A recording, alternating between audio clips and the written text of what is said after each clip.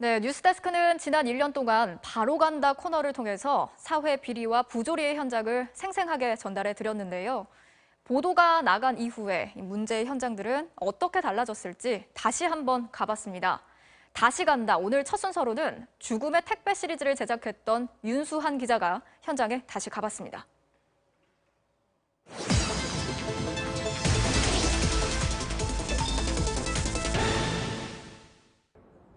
다시 간다. 인권사회팀 윤수한 기자입니다.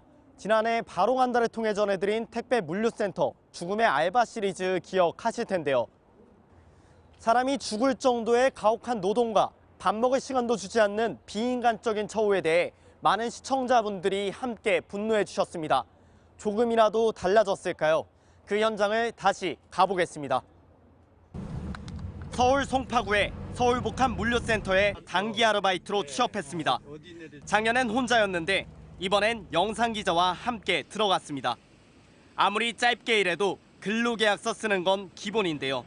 계약서를 쓰자고 했더니 안 써도 된다는 답변이 돌아왔습니다. 계약서나 서약서 안 써도 돼요? 원래 써야 되는데 돈이 없어갖고 혹시나라도 물어보면 카톡 받고 해야지.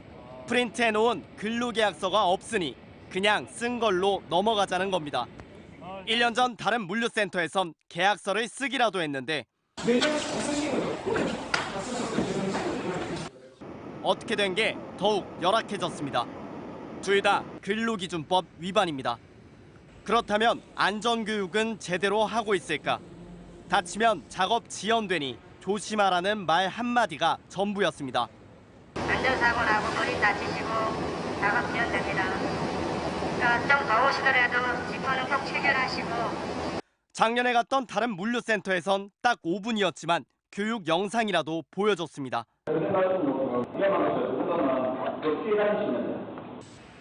역시 산업안전보건법 위반입니다.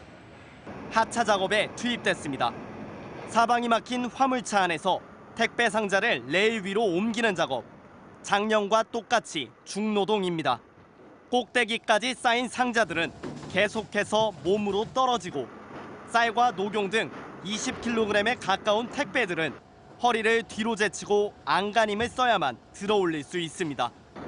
11톤 트럭 한 대에 담긴 택배 상자는 대략 600개. 1시간 걸려 화물차 한 대 하차 작업을 끝내고 나면 바로 다음 차가 들어옵니다. 간혹 음료수 상자로만 가득 채워진 화물차가 들어오면 정말 각오를 해야 합니다. 얼마나 무거운지 상자를 레일 위에 내려놓으면 커다란 굉음과 함께 레일이 요동칩니다. 허리가 너무 쑤셔 자연스레 허리로 손이 가고 다리가 우들거려 잠시나마 바닥에 주저앉기도 합니다. 다른 노동자들도 무릎을 어루만지거나 다리를 굽혔다 펴기를 반복했습니다.